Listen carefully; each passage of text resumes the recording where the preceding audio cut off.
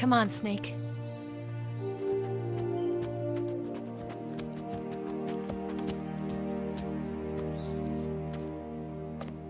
We made it. We made it. Over there.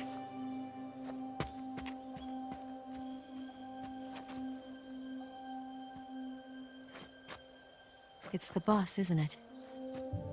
I'll go get the wig ready to take off. Right. I'll leave you two alone. But come back in one piece, okay?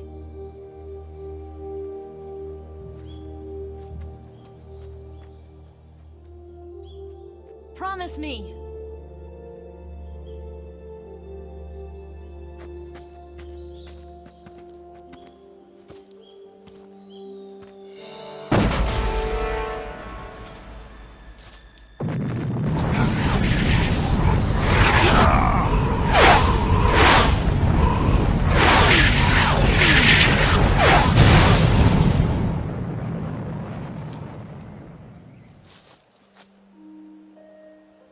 Life's end. Isn't it beautiful? It's almost tragic. When life ends, it gives off a final lingering aroma. Light is but a farewell gift from the darkness to those on their way to die. I've been waiting, Snake, for a long time. Waiting for your birth, your growth, and the finality of today. Boss. Why are you doing this? Why? To make the world one again. The world used to be whole. But with the end of the Second World War, the philosophers began to fight amongst themselves, and the world was torn apart. The Cobras, my comrades who trained and fought alongside me, were torn apart as well. The foibles of politics and the march of time can turn friends into enemies just as easily as the wind changes. Ridiculous, isn't it? Yesterday's ally becomes today's opposition. And this Cold War? Think back. When I was leading the Cobras, America and Russia were fighting together. Now, consider whether America and Russia will still be enemies in the 21st century. Somehow I doubt it. Enemies change along with the times, the flow of the ages, and we soldiers are forced to play along. I didn't raise you and shape you into the man you are today just so we could face each other in battle. A soldier's skills aren't meant to be used to hurt friends. So then what is an enemy? Is there such a thing as an absolute timeless enemy? There is no such thing, and never has been. And the reason is that our enemies are human beings like us. They can only be our enemies in relative terms. The world must be made whole again. The philosophers must be reunited. I will devote my skills to that purpose. And with the Colonel's money, I will achieve that end. Just as I once created the Cobras. They are my family. I may no longer be able to bear children, but I still have a family.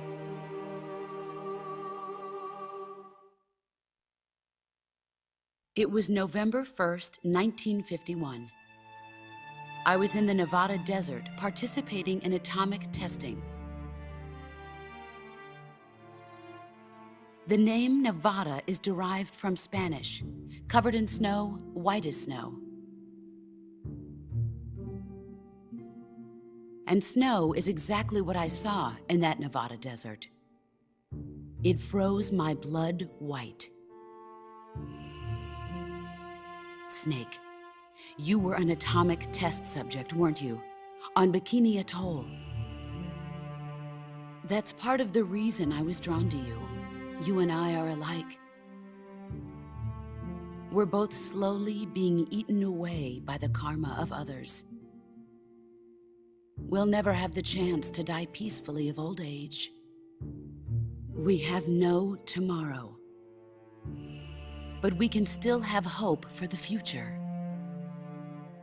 In 1960, I saw a vision of the ideal future from space. 3 years earlier, the Soviet Union had succeeded in launching Sputnik, the first man-made satellite in history, into orbit. This came as a huge shock to the United States. In response, America threw everything it had into its own manned spaceflight project, the Mercury program. Even as the Soviets seemed poised to send their first man into space, America was still experimenting with chimpanzees and rockets. The government wanted human data, so they secretly decided to send a human being into space. I was the one they chose. At the time, they didn't have the technology to block out cosmic rays, and whoever they sent up would inevitably be exposed to heavy radiation. That's why they chose me. After all, I'd already been irradiated once. Of course, you won't find any of this in the history books. I could see the planet as it appeared from space. That's when it finally hit me. Space exploration is nothing but another game in the power struggle between the US and the USSR. Politics, economics, the arms race, they're all just arenas for meaningless competition. I'm sure you can see that, but the Earth itself has no boundaries. No East, no West, no Cold War. And the irony of it is, the United States and the Soviet Union are spending billions on their space programs and the missile race, only to arrive at the same conclusion. In the 21st century, everyone will be able to see that we are all just inhabitants of a little celestial body called Earth. A world without communism or capitalism, that is the world I wanted to see. But reality continued to betray me. In 1961, I was sent to Cuba, to Bahia de Cochinos. It was part of a CIA-sponsored invasion under the guise of taking Cuban exiles back to their country. But the US government betrayed them.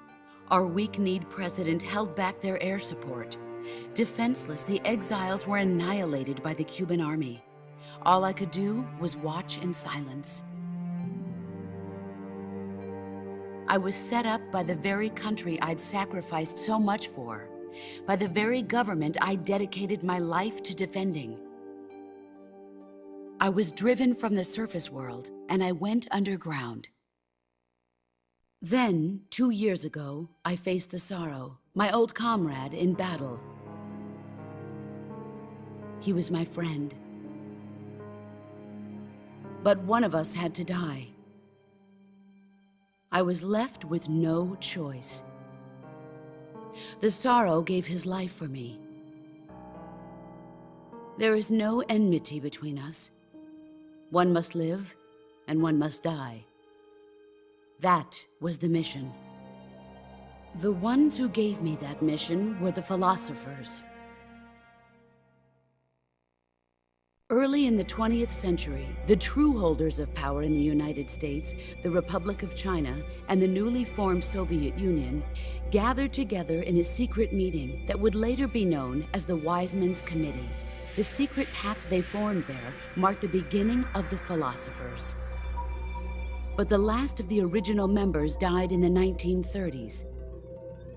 After that, the organization began to run out of control, and the Wise Men's Committee degenerated into a mere shell of its former self. The philosophers of today have no sense of good or evil. Their influence extends to countries and organizations involved in every aspect of every war. They have become war itself. That's how they operate. The sacrifices of war cause a shift in the times. This shift leads to renewed conflict, and in turn triggers the next war. Like a nuclear chain reaction, each conflict sparks countless others, forming an endless spiral that will continue on for eternity. Do you understand what I'm saying, Snake? By consuming me and you, the philosophers intend to keep that cycle going forever. It was my father who explained all of this to me. He was one of them. You see, I am the last remaining child of the philosophers. But after he revealed the truth, my father was killed by that same shapeless, formless organization. And my father isn't the only thing the philosophers have taken from me.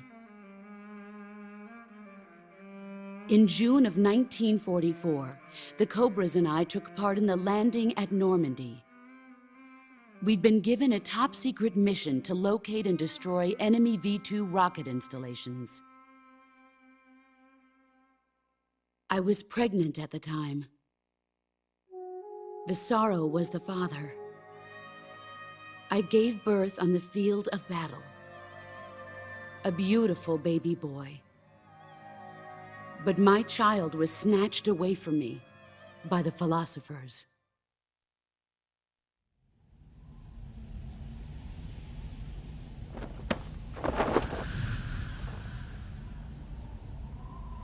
Look at this scar. This is proof that I was once a mother. I gave up my body and my child for my country.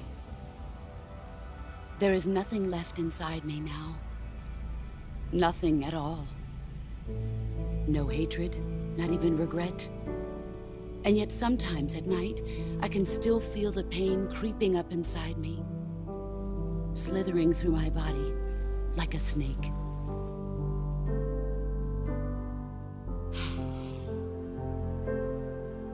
I've never talked this much about myself before.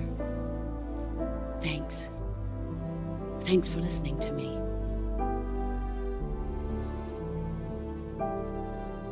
I feel content.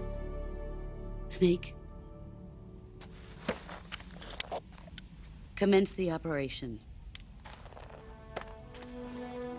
I raised you. I loved you.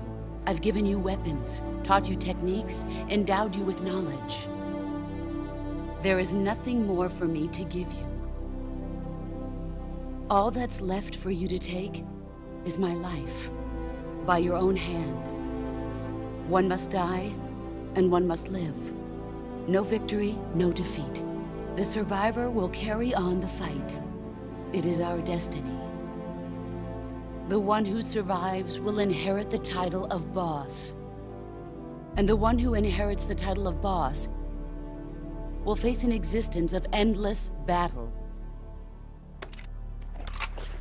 I'll give you 10 minutes. In 10 minutes, MiGs will come and bomb the hell out of this place. If you can beat me in less than 10 minutes, you'll be able to escape in time. Let's make this the greatest 10 minutes of our lives, Jack. Boss.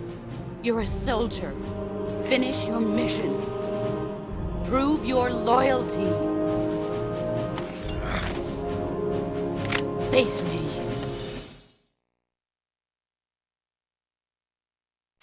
Let's see what you're...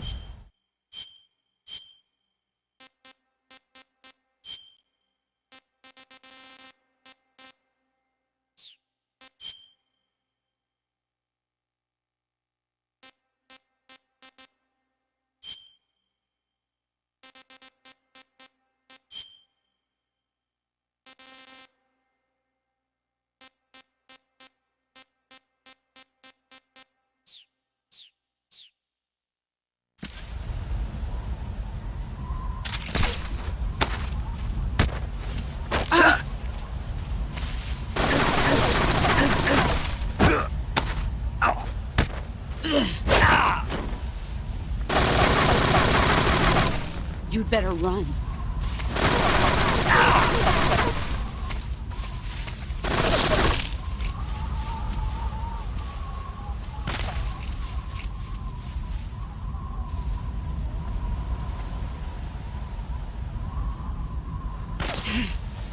I found you!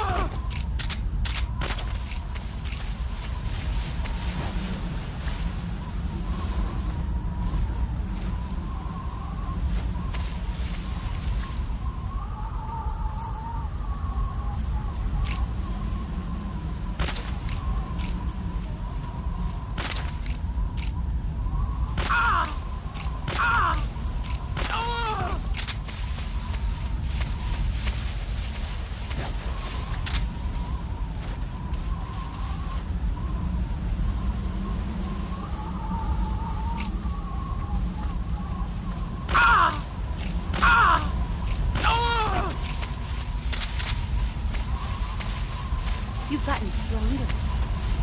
Brace yourself.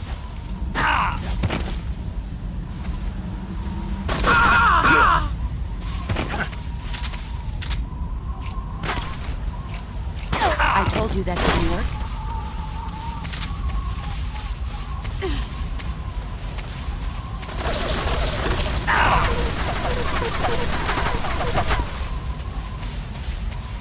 Where did you go?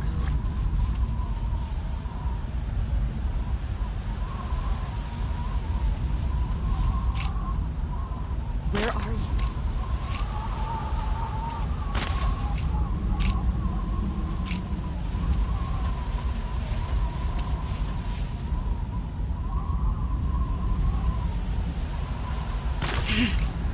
I found you!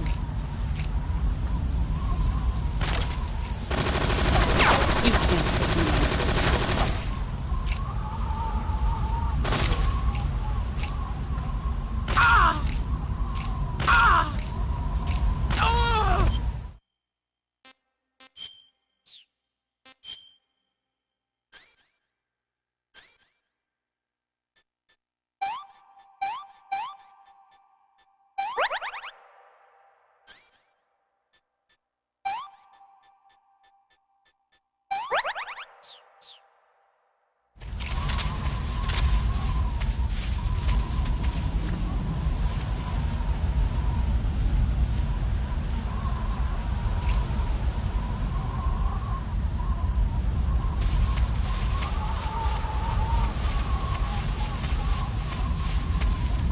Where did you go?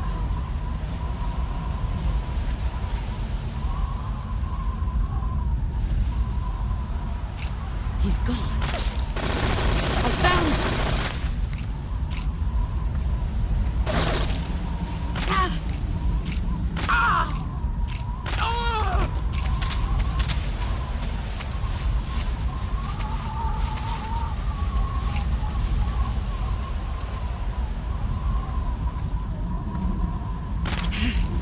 There you are. We're wasting time.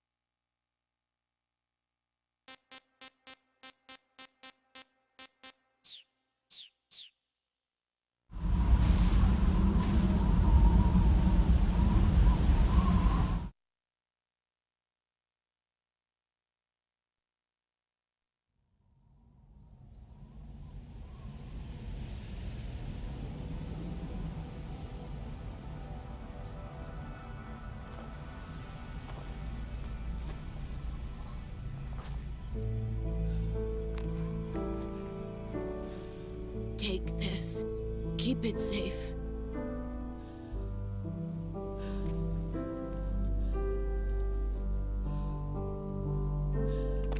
It's our only hope.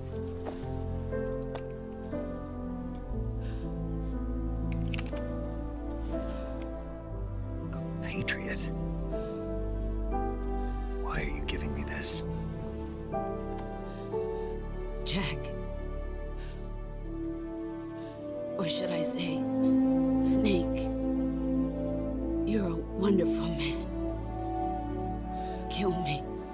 Kill me now. Do it.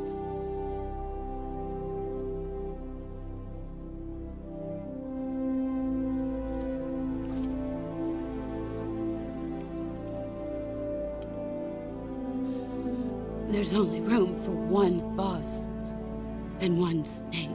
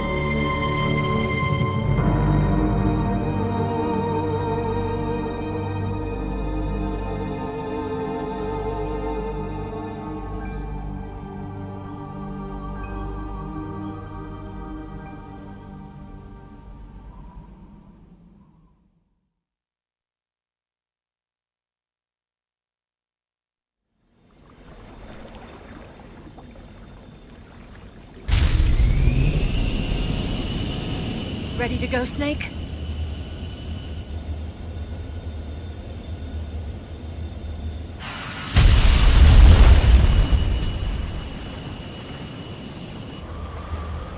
Are you okay? Snake? Yeah.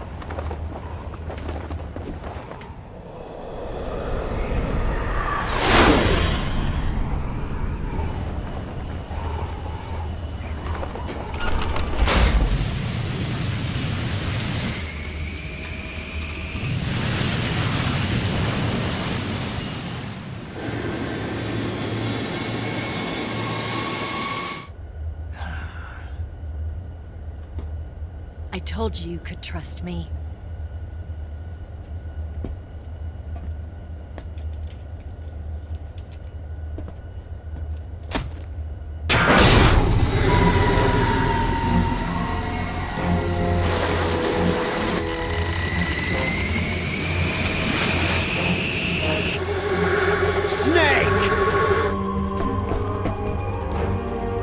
Ocelot! We're not done yet!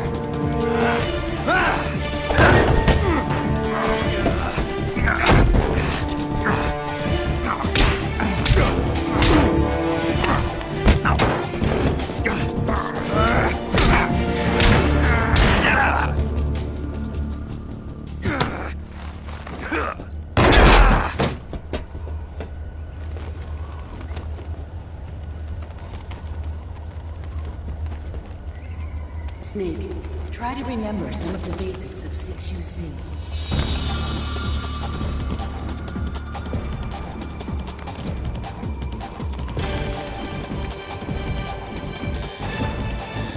Not good!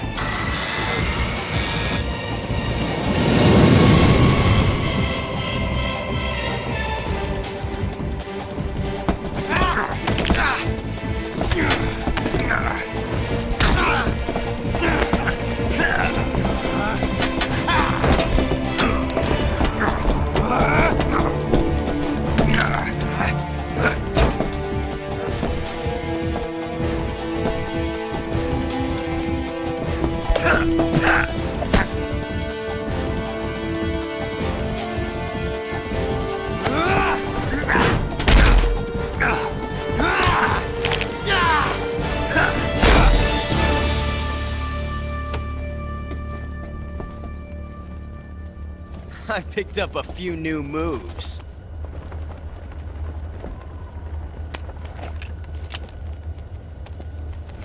Huh. It doesn't feel right to shoot an unarmed man. But I'll get over it. Eva!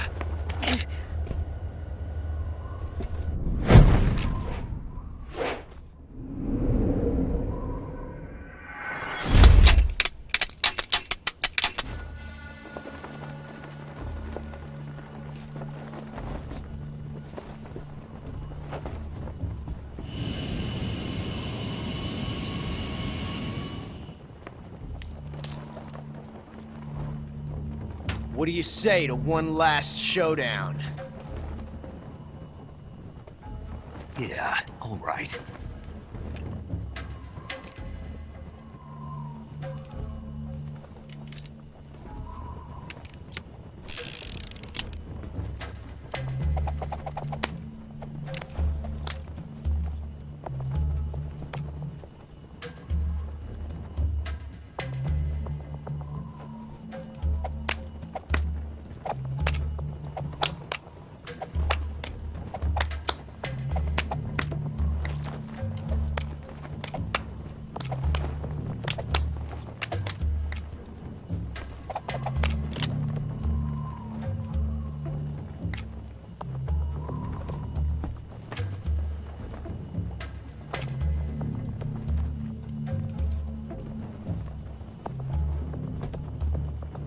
What's your name?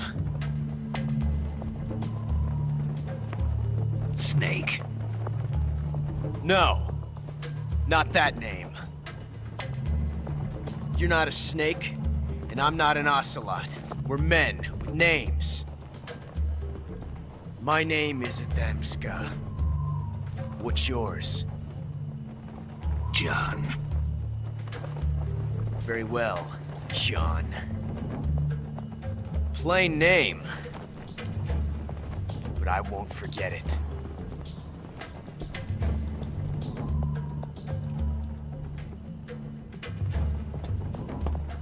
Come on!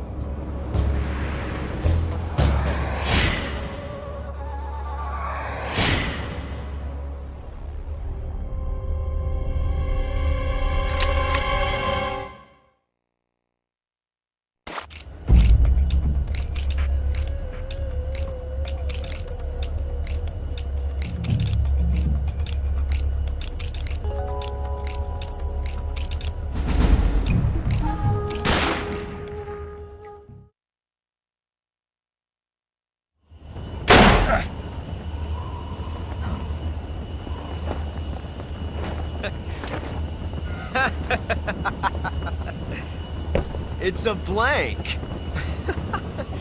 Oh, that was fun.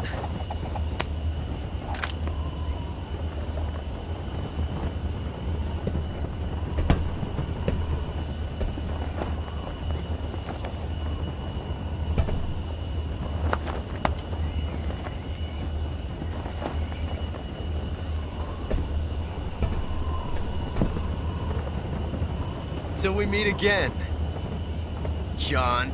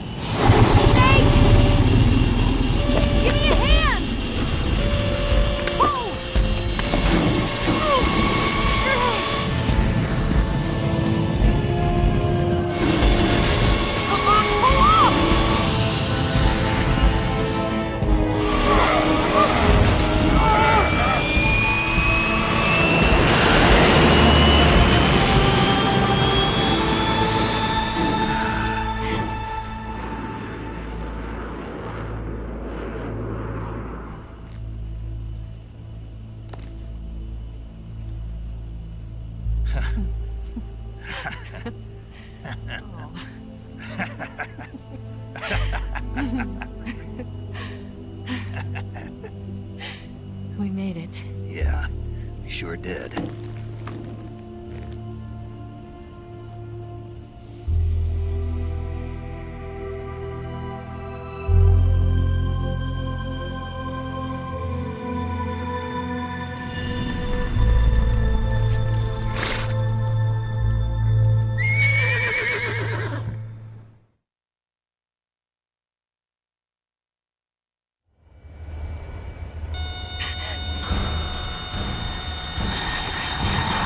Oh no, Migs!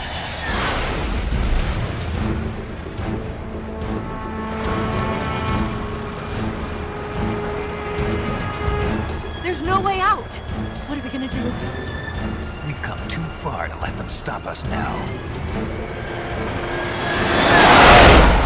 Those things have got to be armed. It's no use. There's no way we can outmaneuver them.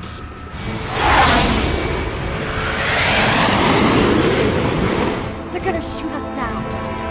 We were so close. Weapon systems on. Locked on target. I got towed. You were great, Eva. Huh? Thanks.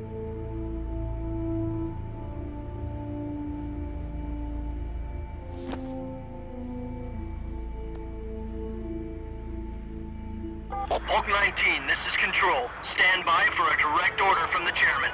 Hulk 19, return to base immediately. Do you read me? This is a direct order from Comrade Khrushchev. Return to base immediately. Hulk 19, do you copy? Understood. Aborting mission. RTB. Look! The Migs are turning back! Woo!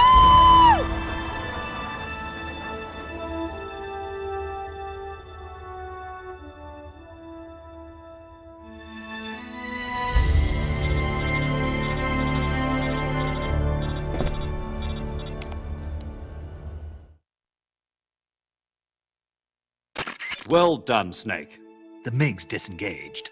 Most likely under orders from Khrushchev. Is this his way of helping us? Who knows?